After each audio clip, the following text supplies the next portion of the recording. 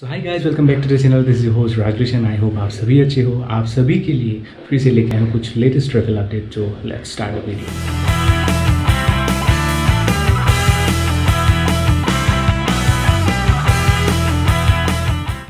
So guys, आज हम बात करेंगे दो वीज़ा पॉलिसी के दो वीज़ा पॉलिसी है जो हम सभी के लिए for the Indians is gonna be really rocking for all of us. तो इस हिसाब से मतलब अगर कोविड जल्दी हट जाए तो ये ट्रैवल इंडस्ट्री में कुछ बहुत ही अच्छा होने वाला है। तो आज हम बात करेंगे दो वीज़ा पॉलिसी के बारे में। तो फर्स्ट थिंग आते हैं यहाँ पे थाईलैंड की तरफ से, ठीक है। क्योंकि थाईलैंड ने कुछ दिन पहले एक अनाउंसमेंट किया था, अगर कोई थाईलैंड अभी विजिट करना चाहते हैं उन्हें मिनिमम ऑफ 30 डेज़ के लिए वहाँ पे जाना पड़ेगा। क्योंकि पहले होते थे कि आप 2-3 डेज़ या फिर वीकेंड के लिए भी आप जा सकते थे। वीज़ा ऑन अराइवल का प्रोसेस था और आई थिंक अप्रैल 31 अप्रैल तक हम लोगों की इंडियंस के लिए वीज़ा फ्री जो फीस था मतलब वो टोटली फ्री कर दिया गया था। बट ड्यू टू कोविड सब कुछ बंद हो गया और फाइनली उन लोगों की तरफ से लास्ट मंथ में एक अपडेट आया था कि for the 30 days of period के लिए आप थाईलैंड जा सकते हो। Because this is one of the world मतलब एक अमेजिंग डेस्टिनेशन है जहाँ पे हर साल बहुत सैलानी आते हैं और टूरिज्म का एक हाल है।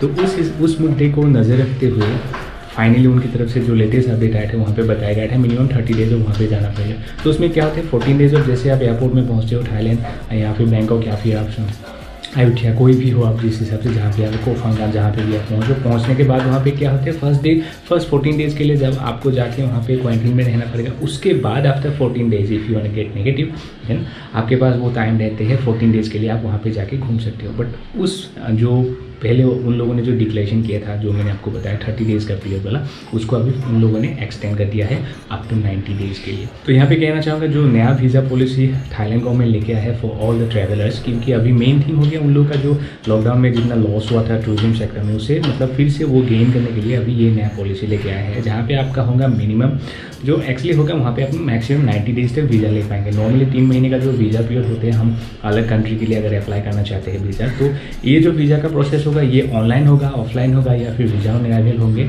उसके बारे में अभी कोई भी अपडेट नहीं है। बट उन लोगों ने मेंशन कर दिया गया है एज लाइक इंडियन करेंसी के हिसाब से 4700 समथिंग आपको वहाँ पे जाके पे करना पड़ेगा for 90 days of visa policy के लिए। लेकिन अगर कोई बंदा वहाँ पे जाके इस 90 डेज़ को फिर से वो एक्सटेंड करना चाहते हैं तो और 90 डेज़ के लिए भी एक्सटेंड करना चाहते हैं या फिर हम बाई डबल करना चाहते हैं तो उसे भी वो एक्सटेंड कर पाएंगे। उसका फीस स्ट्रक्चर कैसा होगा लेकिन उसका कोई लेटेस्ट अपडेट नहीं है। But if you want go for the updation like upgrade करना चाहते हैं मतलब एक्सटेंड करना चाहते हो तो आप वो डेफिनेटली कर पाएंगे। कुछ फिर से भी वो लोग प्रोटोकॉल रखे हैं। तो मेन प्रोटोकॉल हो गया सबसे पहले आप you need your negative certificate Covid negative certificate आपके पास है तो वो सर्टिफिकेट लेके आप यहाँ से फ्लाइट पकड़ो फ्रॉम इंडिया टू थाईलैंड के लिए आप फ्लाइट पकड़ो। जैसे आप फ्लाइट पहुँचोगे मतलब थाईलैंड में लैंड करोगे। लैंड करने के बाद नॉर्मल जो इमिग्रेशन वगैरह हो जाते हैं वो सब हो जाने के बाद आप वहाँ पे चले जाएंगे। लेकिन मास भी एक चीज़ चाहिए वो हो गया आपका जितना दिन वहाँ पे आप रहने वाले हो 90 डेज़ के लिए अगर रहने वाले हो वहाँ पे तो 90 डेज़ का आपका होटल एकोमोडेशन मास भी वहाँ पे प्री बुक होना चाहिए। वो सब हो जाने के बाद आप थाईलैंड पहुँचोगे। थाईलैंड पहुँचने के बाद वहाँ पे जिस होटल में आपका बुकिंग रिजर्वेशन है तो वहाँ पे जाके आप 14 डेज़ क्वारंटीन पीरियड में रहेंगे। क्वारंटीन पीरियड खत्म हो जाने के बाद आपका जो टेस्ट होंगे उसके बाद अगर आप नेगेटिव आते हो सो तभी आप फ्री रहेंगे पूरा जाके आप थाईलैंड घूम पाएंगे जिस हिसाब से आप जाना चाहते हैं। क्योंकि पहले होते थे कि कम दिन के लिए लोग चले जाते थे काम हो जाता था उन लोगों के लिए। लेकिन उन लोगों का पॉलिसी को भी थोड़ा अपडेट करना है। That is why they are providing us a new मतलब वीज़ा पॉलिसी जो होगा 90 डेज़ के लिए। सो गाइस यहाँ पे जो सेकंड अपडेट आते हैं वो आते हैं यूरोप की तरफ से। आई थिंक मतलब हर इंसान का एक ख्वाब रहता है कि मैं एक दिन यूरोप जाऊँगा, यूरोप जाके वहाँ पे कुछ ट्रैवल करना है जो करना है एडवेंचर वगैरह जो कुछ भी हो।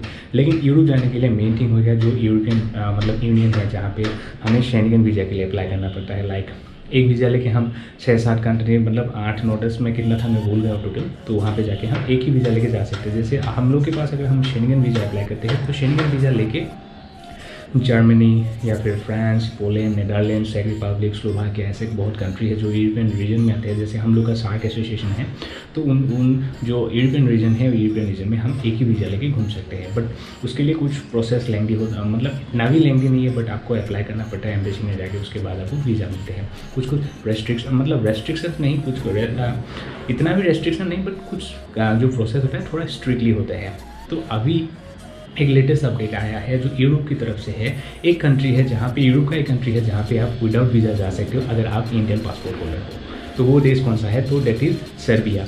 आप मैप में सर्च कर सकते हो, गूगल मैप के आप देख सकते हो। एक छोटा सा कंट्री है जिसे कहते हैं सर्बिया। तो सर्बिया ने अभी प्रोवाइड किया है फॉर ऑल द इंडियंस, अगर आप इंडियन पासपोर्ट होल्डर हो तो आप अभी सर्बिया जा सकते हो विदाउट वीज़ा। एक्चुअली होते हैं दोस्तों 3 होते हैं, एक्चुअली नॉर्मली 3-4 ऑप्शन रहता है, like pre visa, visa on arrival, no visa country, ऐसा होते हैं जहाँ पे भी हमें वीज़ा चाहिए। कुछ जगह पे हमें वीज़ा ऑन अराइवल मिलते हैं और कुछ जगह पे हमें नो वीज़ा, जैसे हम नेपाल जाने के लिए नो वीज़ा, कोई वीज़ा का ज़रूरत है नहीं, इवन पासपोर्ट भी नहीं चाहिए।